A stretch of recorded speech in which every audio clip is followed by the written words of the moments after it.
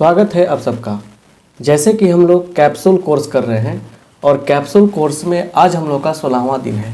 30 class में math पूरा करना है और अब तक सफ़र हम लोग का पहुंच चुका है एओडी पर। एओडी का मतलब एप्लीकेशन ऑफ डेरिवेटिव, अवकलजों का अनुप्रयोग। डिफ्रेंशिएशन तो आपने पढ़ लिया, उसका यूज कैसे किया जाता है इसको पढ़ेंगे हम लोग। लेकिन बात यह है कि यहाँ पे एओडी में बहुत सारे टॉपिक्स हैं, उनमें कौन सा टॉपिक इम्पोर्टेंट है इसको देखना काफ़ी ज़रूरी है। खासकर अधिक से अधिक टेंजेंट एंड नॉर्मल पे ज़्यादा क्वेश्चन पूछा जाता है, ठीक है। तो इस टॉपिक को हम आज आपको पढ़ाएंगे और बाकी जो टॉपिक हैं उनसे ऑब्जेक्टिव क्वेश्चन पूछा जाता है, इसलिए उनको ऑब्जेक्टिव तौर पे हम लेके चलेंगे, ठीक है। तो यहाँ देखिए, अच्छा से बात को समझने का प्रयास कीजिए। कमेंट पर ध्यान नहीं देना है, ठीक है। कमेंट पर बिल्कुल ध्यान नहीं देना है आप लोगों को। और करना क्या है, आप लोगों को अधिक से अधिक इस क्लास को लाइक करना है, ठीक है। चलिए, एओडी में आया टेंजेंट एंड नॉर्मल।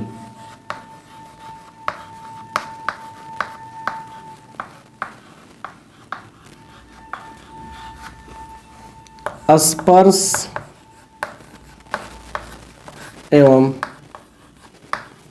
अभिलंब।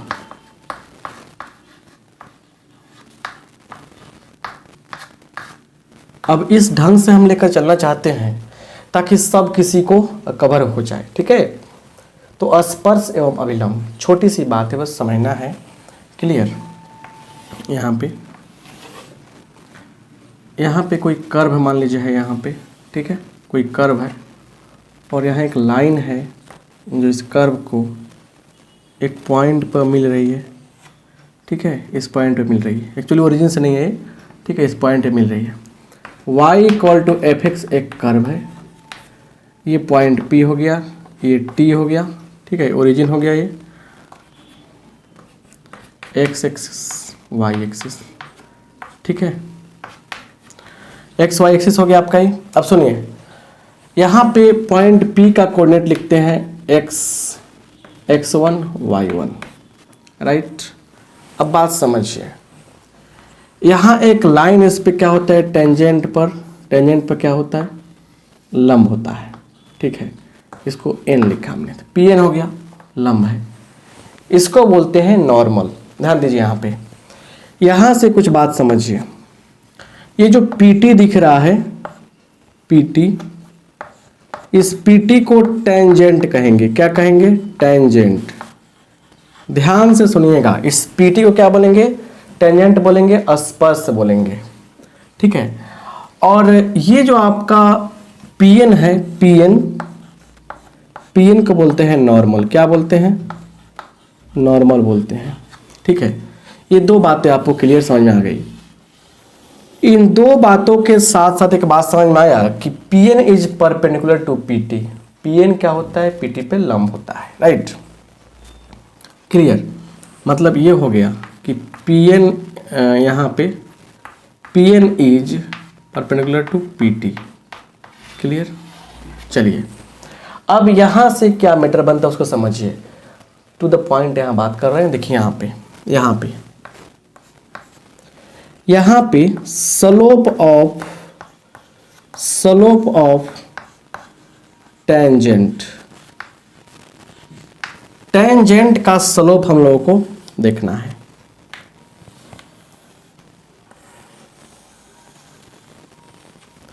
देखिए क्या होगा, dy by dx eight x1 y1।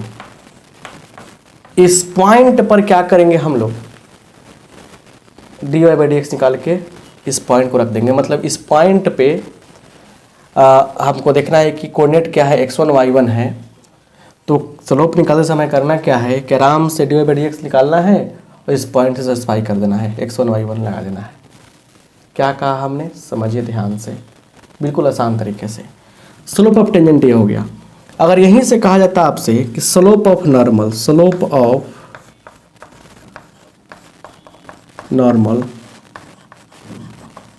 का स्लोप क्या होगा, देखिए, तो -1 by -1/dy/dx eight x1 y1, ऐसे कर लेंगे हम लोग, ठीक है ना। अब देखिए इतना सारा बात हो गया, ठीक है ना। टेंजेंट का स्लोप और नॉर्मल का स्लोप कैसे निकालते हैं बात जान गए आप।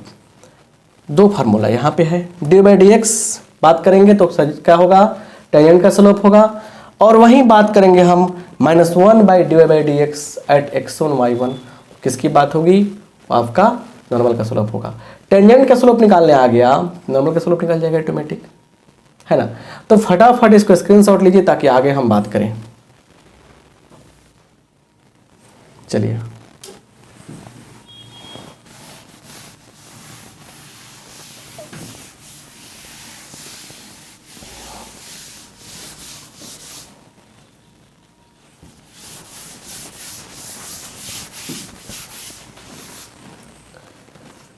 यहां पे समझिए, यहां पे क्या है समझने का प्रयास कीजिए। कह रहा है कि find the slope of tangent, slope of tangent to the point, to the curve y is equal to 2x² plus 3x plus 2 at x equal to 2। अब सुनिए क्या कह रहे हैं, find the slope of tangent, find the slope of tangent, tangent का slope निकालिए to the curve, किस curve पर, तो इस कर्व पर, इस पॉइंट पर, ठीक है ना। कुछ नहीं करना है, देखिए इस टाइप के क्वेश्चन ऑब्जेक्टिव में पूछे जाते हैं। देखिए सॉल्यूशन क्या कैसे करेंगे हम लोग, y इक्वल टू क्या है 2x² plus 3x plus 2, therefore dy/dx क्या हो जाएगा, तो 2 बाहर हो जाएगा, dx² प्लस 3 बाहर होगा, dx/dx प्लस d2/dx, ये हो गया। तो अब सुनिए कितना होगा 2, इसका कितना होगा 2x होगा, प्लस 3 गुने 1 प्लस 0 खत्म, तो मतलब 4x क्या होगा 4x प्लस 3, ये निकाल लिया आपने dy/dx। अब रही बात स्लोप की बात है, इसलिए dy/dx एट क्या है x बराबर 2।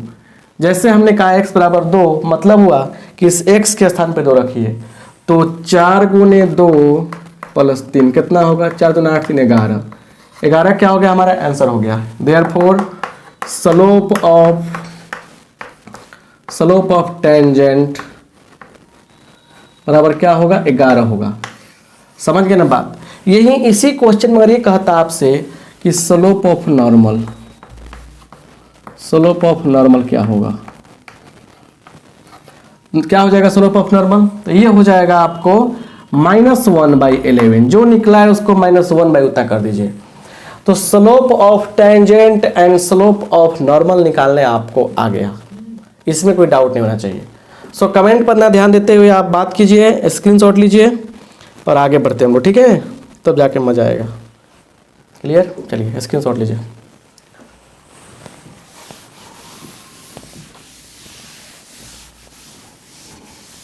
इस टॉपिक से बहुत सारा क्वेश्चन पूछता है एग्जाम में, इसलिए आपको हम इस टॉपिक को क्लियर करा रहे हैं, ठीक है। चलिए अब कुछ बातों को समझिए यहाँ पे। रिमेंबर, बहुत इंपॉर्टेंट बात है ये, रिमेंबर। पहला बात, टेंजेंट जो है, tangent is parallel to X axis. अपनी भाषा में लिख रहे हैं कि टेंजेंट क्या हो, एक्स अक्ष के पैरेलल है। जब एक्स एक्सिस के पैरेलल होगा तो क्या होगा, dy/dx निकाल लेंगे हम यहाँ पे। ऐसे भी लिख सकते हैं 0 और dy/dx, मतलब ऐसे ही मिल सकता है आपको, dy/dx eight x1 y1 equal to 0। मतलब जो टेंजेंट का स्लोप होगा ना, टेंजेंट का जो स्लोप निकालेंगे 0 के बराबर होगा। बात याद रखिए, कब? जब x के पैरेलल होगा तब। वहीं अगर दूसरी बात करें हम कि अगर यहाँ पे टेंजेंट जो है वो पैरेलल हो किसके? y एक्सिस के, तो इस केस में क्या होगा कि dy/dx जो होगा, सिंपल बात है, एट x1 y1 वो क्या होगा? 1/0 के बराबर होगा। ऐसे लिख सकते हैं हम लोग। और सिंपल तरीका से देखिए, यहाँ से ऐसे, यहाँ देखिए, तो सिंपल तरीके से लिखना चाहते हैं, कभी कभी किताब में ऐसे लिखता है कि dy/dx is equal to dy/dx is equal to 1/0, ऐसे लिखा है, तभी काम चल जाएगा। ठीक है ना? तो आप बात समझिए कि इस केस में जैसे एक्सिस के क्या, एक्स एक्सिस के पैरेलल होगा, तो देखिए ऑब्जेक्टिव क्वेश्चन में ऐसा दे देता है तो बच्चे कहते हैं कि सर x1 दिया नहीं है तो फिर गड़बड़ हो जाएगा। नहीं, जैसे ऐसे दिया है, समझिए एक्स एक्सिस से क्या है? पैरेलल है। 1/0 दिया है मतलब, या इन्फिनिटी दिया है मतलब, ये भी इन्फिनिटी है ना? है, इन्फिनिटी है। हम लोग सुविधा के लिए क्या करते हैं? 1/0 लिखते हैं ताकि कैलकुलेशन में आसानी हो। तो कैलकुलेशन को आसान बनाने के लिए ऐसा किया है, नहीं तो इन्फिनिटी होता है ना। जब क्या हो, टेंजेंट एक्स एक्सिस के, सॉरी वाई एक्सिस के क्या हो? पैरेलल हो, तो सिंपल बात है, जो स्लोप होगा, स्लोप क्या होगा? नॉट डिफाइंड, याद रखिएगा, not defined, slope not defined हो जाएगा। क्या होगा? स्लोप नॉट डिफाइंड होगा। इस बात को याद रखिएगा, सिंपल सी बात है। तो स्लोप इज नॉट डिफाइंड कब? जब क्या हो कि आपको टेंजेंट वाई एक्सिस के पैरेलल होता हो। स्लोप का मान 0 होगा कब? जब टेंजेंट क्या हो? एक्स एक्सिस के पैरेलल होता हो। ये दो चीज़ें आपके दिमाग में सेट रहना चाहिए, राइट। आइए आगे देखते हैं, चलिए स्क्रीनशॉट लीजिए, है ना? क्लियर? चलिए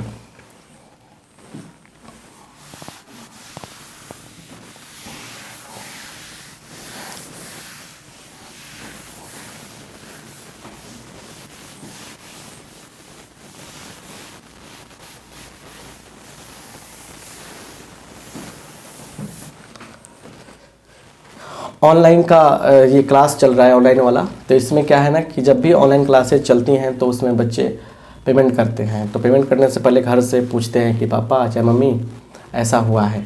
तो कुछ गार्जियन मतलब कुछ अलग टाइप के होते हैं, तो मतलब वो कहेंगे अच्छा ऑफलाइन पढ़ा लिए, अब ऑनलाइन पढ़ाएंगे सर आपके। तो नहीं पापा, एक्चुअली सर एक हैं यूट्यूब से पढ़ाते हैं, मतलब कि अच्छा पढ़ाते हैं।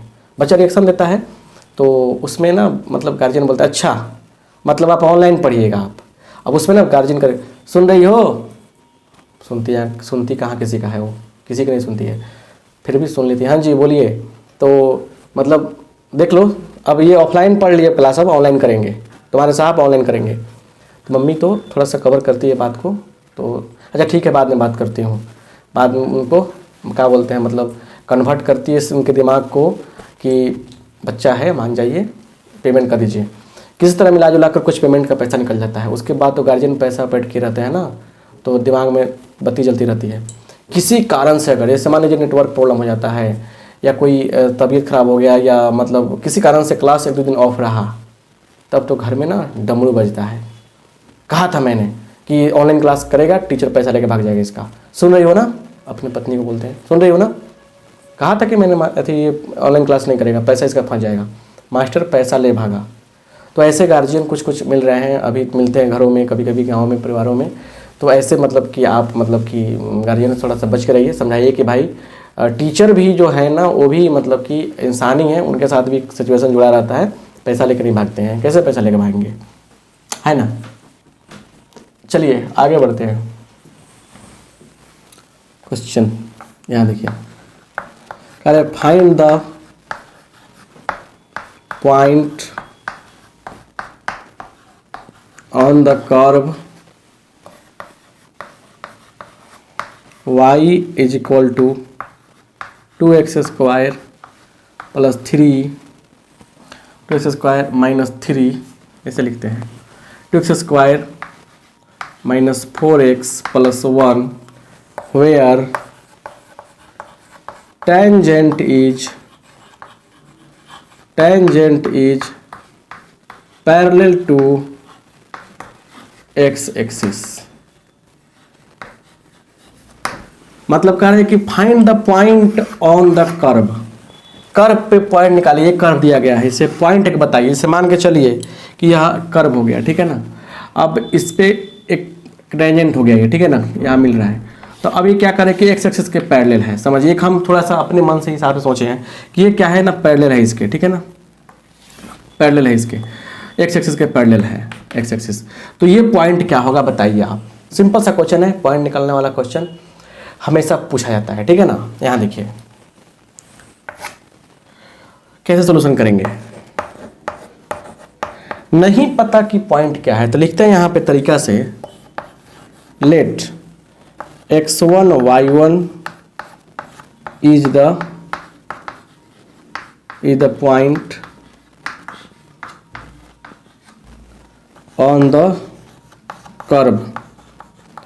कौन द कर्व, कौन सा curve, 2x square minus 4x plus 1। इस कर्व पर हमको पता नहीं कि कौन सा पॉइंट है, तो हम मान सकते हैं ना, मान लीजिए कि ये पॉइंट x1 y1 एक पॉइंट है इस कर्व पर, ठीक है ना। तो देयरफॉर जब इस कर्व पे है तो क्या होगा, इसको संतुष्ट करेगा, सेटिस्फाई करेगा। तो y1 is equal to 2x square minus 4x plus 4x1 बराबर 4x प्लस 1 बराबर हो गया आपका, बराबर नहीं है, मतलब कि जहाँ x है वहाँ पे x1 रखेंगे, जहाँ y वहाँ पे y1 रखेंगे। तो संतुष्ट करा दिया इसे, अब इसको 1 मान लीजिए। अब क्वेश्चन कर रहा है कि tangent is parallel to X axis, जैसे एक्स एक्सिस के पैरेलल है, किसके पैरेलल है, एक्स एक्सिस के पैरेलल है, तो उसका स्लोप जो होगा वो किसके बराबर होगा, 0 के बराबर होगा। तो लिखेंगे नाउ, क्वेश्चन में ना सब लॉजिक दिया रहता है, बस आपका दिमाग की बत्ती जलनी चाहिए, राइट। तो dy बाई डी एक्स क्या होगा, चलिए तो इसका क्या होगा, 4x माइनस 4। अब therefore dy by D x at x1 y1 क्या हो जाएगा, तो 4x1 माइनस 4। क्लियर। चलिए अब यहाँ पे आइए, थोड़ा सा लिखेंगे, सिंस टेंजेंट जो है, tangent is parallel to X axis. Tangent किसके पैरेलल है, एक्स अक्ष के पैरेलल है, इसीलिए टेंजेंट किसके पैरेलल है, एक्स एक्सिस के पैरेलल है, इसीलिए क्या होगा, जो स्लोप निकलेगा 0 के बराबर होगा। तो 4x1 माइनस 4 इक्वल टू 0। तो यहाँ देखिए, यहाँ से x का मान क्या निकलेगा, इसलिए x1 बराबर क्या निकलेगा, 4/4 1। x1 का मान 1 निकला, इस x1 के मान को रखिए ले आके इसमें, तो y1 क्या होगा, तो 2 गुने 1 2, 2 घटाओ 4, -2 प्लस 1 -1, तो y1 क्या निकलेगा, -1 निकलेगा। तो मतलब हुआ, इसीलिए ये अपने तरीका से सोचे थे कि पॉइंट कहाँ होगा। हमने ये फिगर को, हम इस फिगर को ऑथेंटिक नहीं मान रहे, हम बताया था कि समझाने की कोशिश की है कि ऐसे सोचना है आपको। तो टेंजेंट लिखेंगे क्या, इस पॉइंट क्या हो गया, पॉइंट क्या हो गया, पॉइंट बोलिए, तो 1 -1 1 -1 क्या हो गया आपका, पॉइंट हो गया। 1 -1 क्या हो गया आपका, पॉइंट हो गया। बात को समझ गए ना, इस तरीके से हम लोग काम करने वाले हैं, समझ गए ना। चलिए इस तरीके से काम करेंगे, नाम होगा आपका, फायदा होगा आपको, ठीक है। चलिए आगे बढ़ते हैं।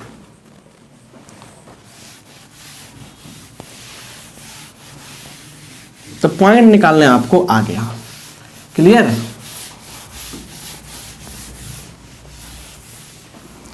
अब देखिए दो चीज और होता है, टेंजेंट का इक्वेशन, ठीक है ना, नॉर्मल का इक्वेशन, ठीक है ना, क्लियर। उसको देखते हैं, लिखेंगे यहाँ पे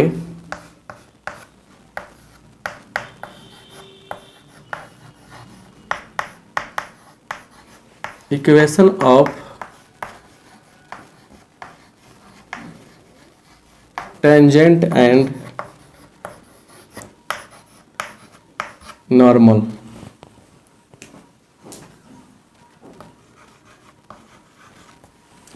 टेंजेंट का इक्वेशन और नॉर्मल का इक्वेशन। चलिए equation of tangent and normal, आइए यहाँ पे देखिए।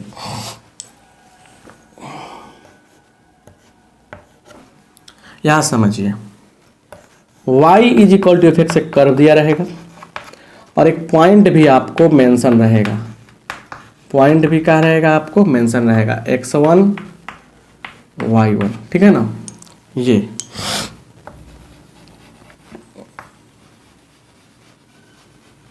दो चीज़ें आपको क्लियर रहेगा। अगर नहीं रहेगा पॉइंट, तो पॉइंट निकालने के लिए कंडीशन दिया रहेगा। अगर पॉइंट नहीं दिया रहेगा, मतलब पॉइंट नहीं मालूम है इसमें, तो पॉइंट डायरेक्ट नहीं दिया है तो क्या करेगा, पॉइंट निकालने के लिए कंडीशन दिया रहेगा। कुछ क्वेश्चन के लिए आपको हम बताएंगे टेक्निक, उस पर आप आराम से काम कर सकते हैं। देखिए तो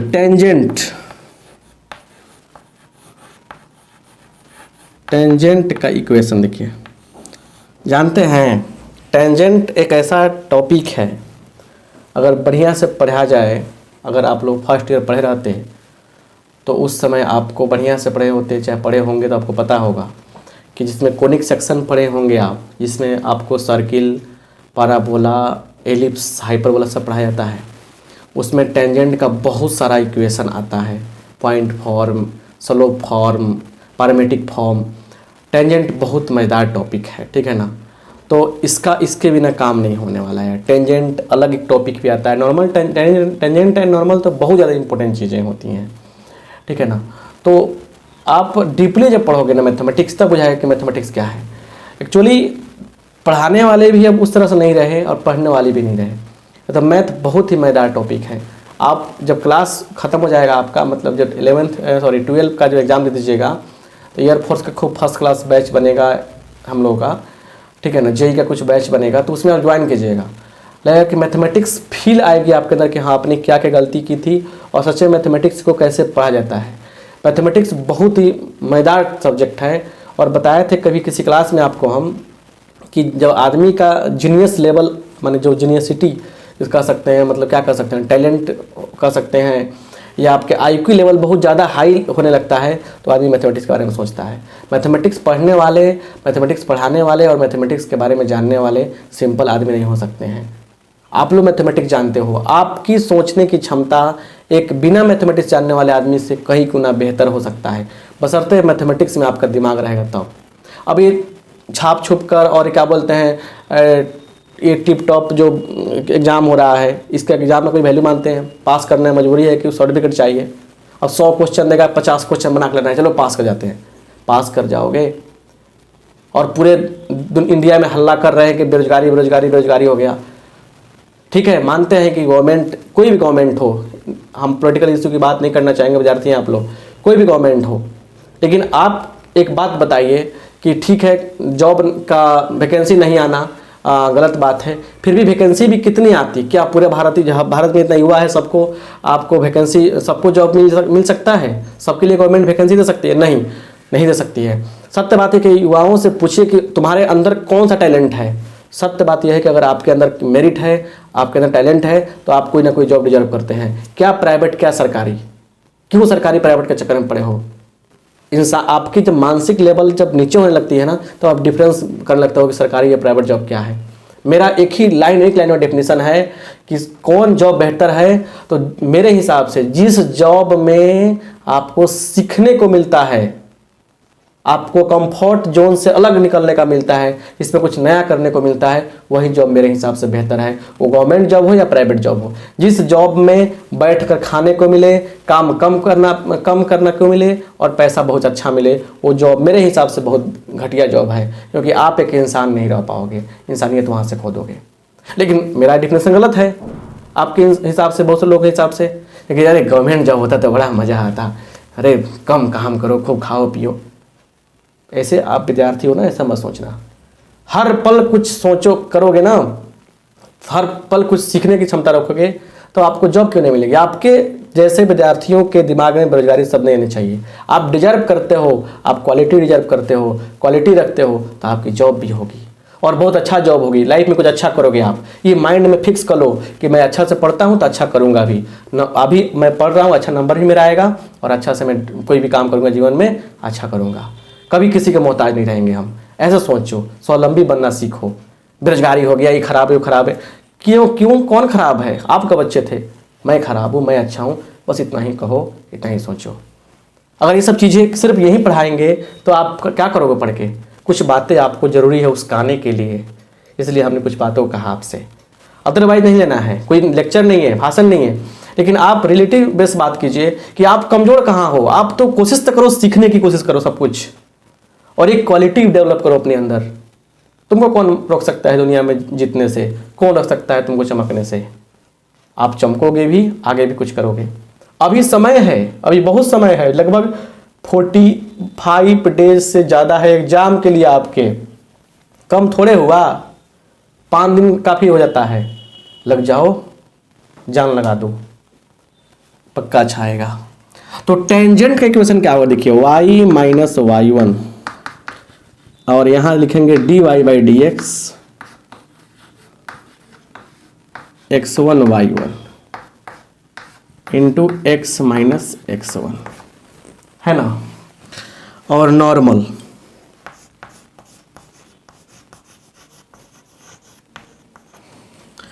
क्या होगा? तो देखिए y minus y1 is equal to -1 by D Y by D x at x1 y1, ठीक है, और into x minus x1। Objective के लिए बहुत इंपॉर्टेंट है ये, ऑब्जेक्टिव के लिए पूछेगा डायरेक्ट ये। और एक क्वेश्चन बताने आपको जा रहे हैं, एक क्वेश्चन बताने जा रहे हैं, तो सारा काम आसान हो जाएगा। ठीक है, लिखिए इसको बढ़िया से, समझने का प्रयास कीजिए। चलिए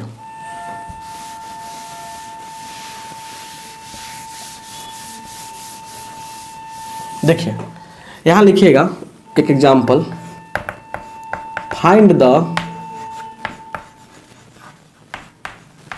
slope of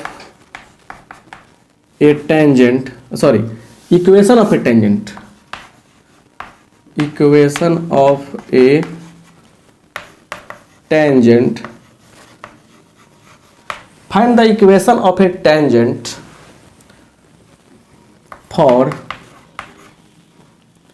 y equal to x cube at 1 1। Point mention कर दिया, कर्व मेंशन कर दिया। Find the equation of tangent, for की जगह लिख सकते हैं आप लोग टू द कर्व और बेहतर रहेगा, to the curve y equal to इतना। चलिए यहां देखिए सॉल्यूशन, y इक्वल टू क्या है बताइए, एक्स क्यू है, देयरफॉर लिखेंगे बुआ D Y by D x at x1 y1।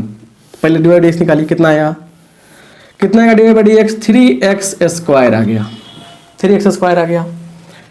तो d Y by D x at 1 1, चलिए x का मान 1 है, y का मान 1, तो x का मान रखिए इसमें, तो 3 गुने 1 का स्क्वायर मतलब 3।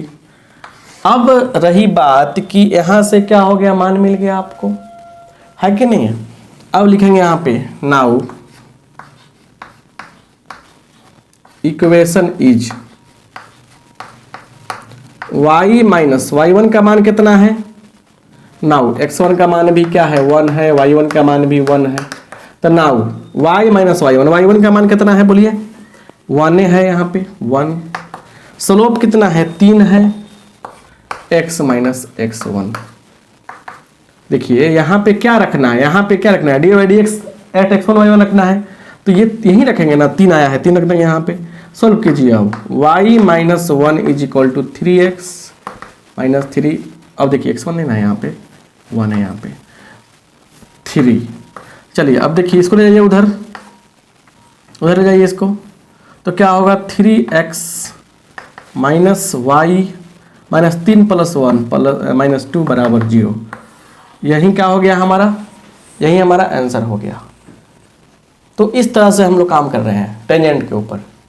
बहुत इंपॉर्टेंट ये क्या है ना कि टॉपिक है टेंजेंट नॉर्मल, इससे बहुत सारे क्वेश्चन पूछे गए, आप देख सकते हैं आके एग्जाम में बहुत सारे क्वेश्चन पूछा गया इस पे, है ना। इसलिए इस टॉपिक को हम मतलब कि टच किए हैं ना, तो और भी टॉपिक है ना, मैक्सिमा मिनिमा, अप्रॉक्सीमेशन, उसके बाद डिक्रीजिंग इंक्रीजिंग, रेट मेजर, ये सब कुछ है। बट सबको कहाँ टच किया हमने, नो, क्योंकि ये ज़्यादा इंपॉर्टेंट है, ठीक है ना, राइट। चलिए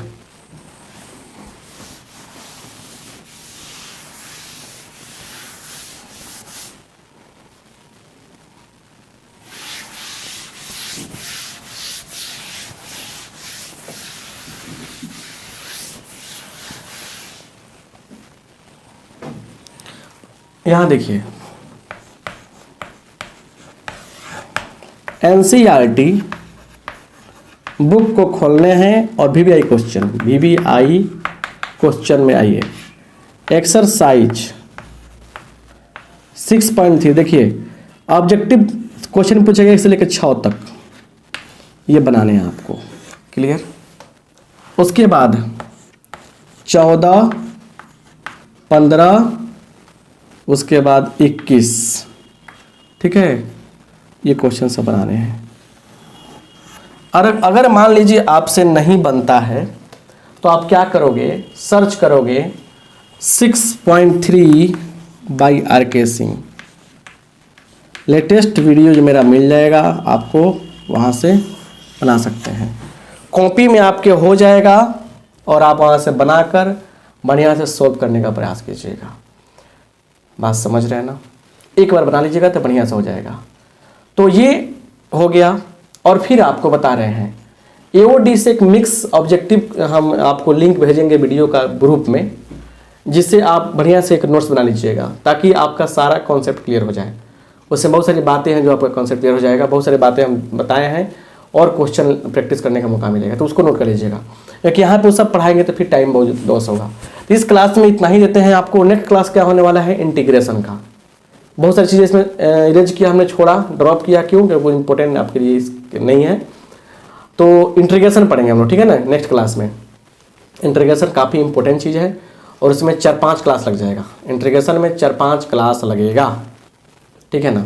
तो 4-5 क्लास आपको बढ़िया समझना है और बढ़िया समझकर काम को करना है। तो मिलते हैं अगले क्लास में। लाइक कर दीजिए और फिर होमवर्क पूरा कीजिएगा। आप सबका बहुत बहुत धन्यवाद। Thank you.